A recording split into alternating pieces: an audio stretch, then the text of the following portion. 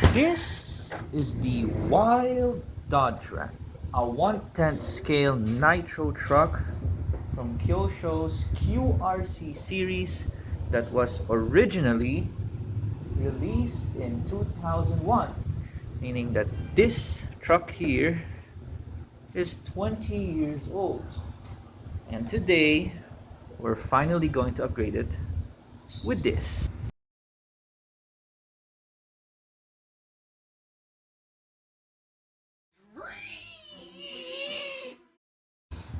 I got this truck when I was 14 or maybe 15, which means this upgrade is long overdue. But this is Lance's late again, not Lance gets what he wants after a reasonable amount of time. to do the upgrade. You must remove the QRC unit. QRC means quick reverse clutch. As you can see under here, it actually has two, I believe they call this dog bone axles, going through the front and rear suspension setups, much like a real car. So in order to remove this, we must first remove at least one of these. In order to remove those, you gotta remove either this or this. So I've decided on removing the engine instead of removing this, because the engine has easily accessible screws at the bottom, whereas the receiver box is all blocked by the front suspension. And it does appear like we will need to remove the existing clutch bell anyway. For that, we'll be needing this, and maybe this. To remove the engine, I think we're gonna have to remove this one first, just so we can remove the linkages or the linkage that's connecting to the engine. Once that's done, we can't really remove the 4 screws underneath. Let's give that a shot.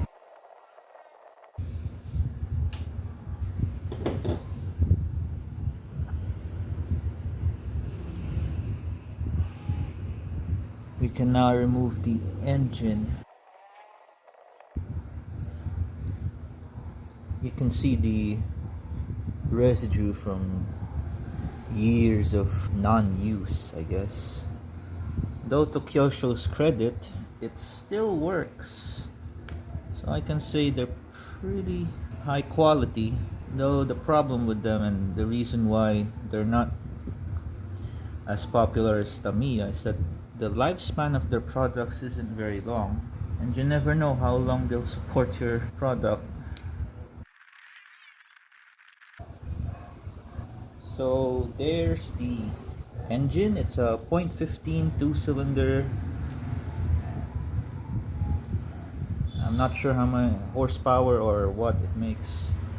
It's adequate. It's not a great performer. And from here, you can see the 3 screws we need to undo to unhook the rear suspension.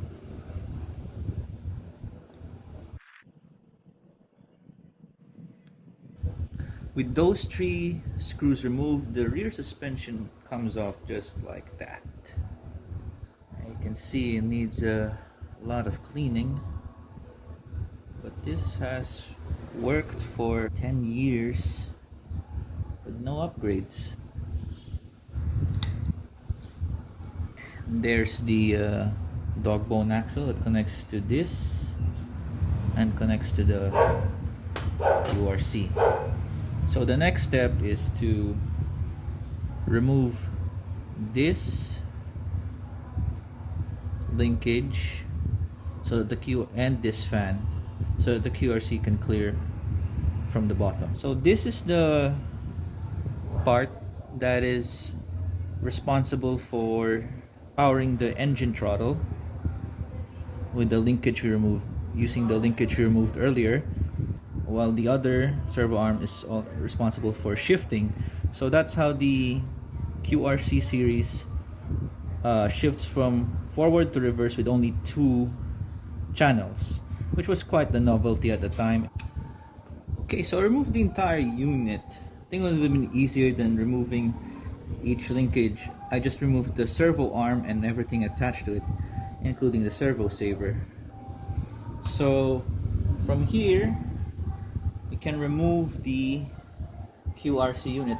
I'm not even sure if we need to remove the engine fan. We might get away with just...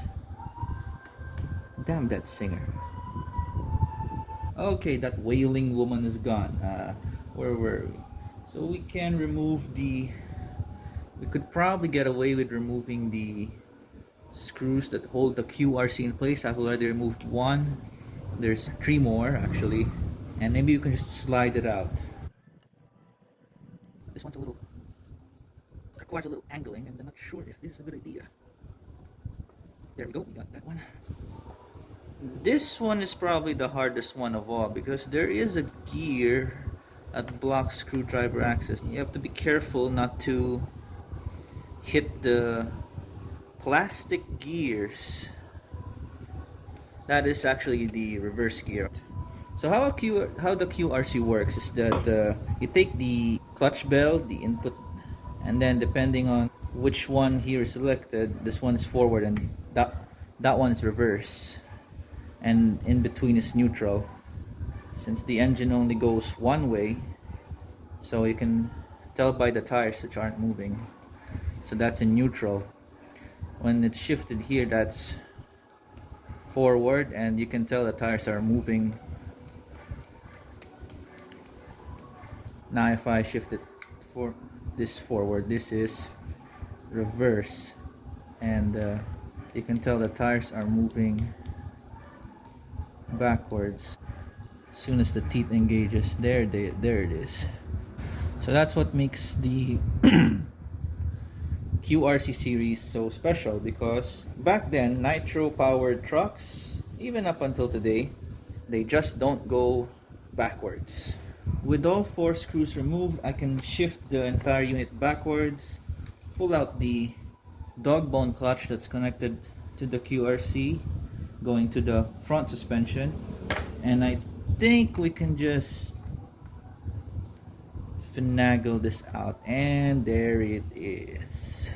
A little dirty, a little old, but it still works. There's actually provisions for brakes here. I've removed it because more often than not I get something stuck in there and the brakes would be permanently closed. But I'll see about bringing it back. I'm gonna need it when I have the 2 speeds on. To disassemble the QRC unit, you'll need to take out these 2 screws which come in from here, and another one that goes in from the other side, and you'll need to take out this E-clip that came in from there.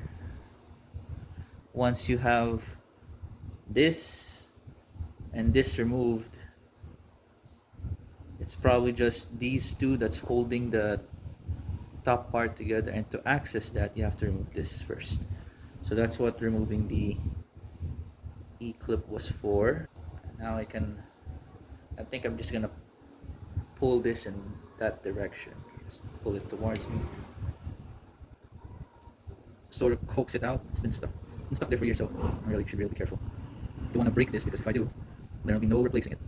So that's what drives it. A pin, I guess, in the middle that goes in there. I wonder if this that's removable. So gotta take that and put it somewhere safe. So with the what is this, spur gear, I think, spur gear out of the way, you can now remove this screw, and that I think would allow us to take the unit apart completely. Something I forgot, you also of course need to remove the these things. I'm not sure what they're called. Dog bone collars I think. These are attached by set screws. I'm not entirely familiar with the size of this one, but This seems to work. My rusty and bent Allen wrench. There's the set screw. I'm dealing with small things. I think it's best to just put them back where they came from. There's one. Now I just gotta deal with the other. Finally, the moment of truth. Let's see what's inside. I've always been curious myself. So this is the half that forms the forward transmission, and this is the half that forms the reverse transmission. This spins freely, if a bit slowly due to dirt. This is getting stuck up somewhere too, so this I have to investigate. So this is the part we removed, the main shaft, the spur shaft, and this is what comes with the kit. So it's longer and has a thicker part here. We are pretty much going to insert that back the same way we found it. So we take this drive pin, we put it back through here. Again, this is a bushing, might need to replace that with a bearing.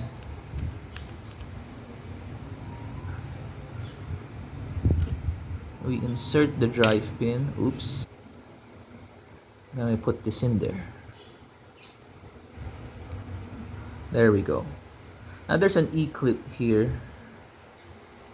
I removed it because it was a pain to remove. So here's the E-clip. You're supposed to lock it into that ridge over there. That would prevent the shaft from doing this.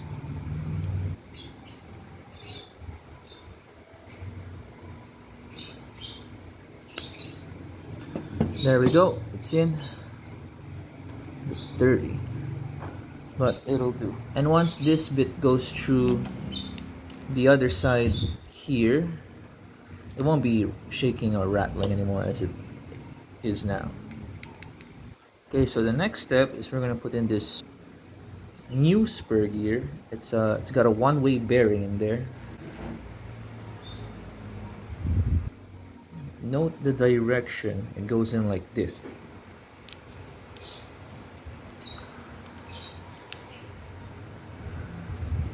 So that means you could hold the shaft and this would spin freely, but in the other way it won't. That's what the one-way bearing does. It either spins this whole thing spins, but as soon as the other spur gear is attached and latches onto this one and gets it up to speed, this can spin freely. That's a common design of most automatic transmissions for RC models. Okay, so we were actually supposed to put one of the shims in there, or what you'd call a washer, before you put it in there. So here's one. We've got two more shims. I suppose it's to protect the one-way bearing. That's probably the weakest part of this.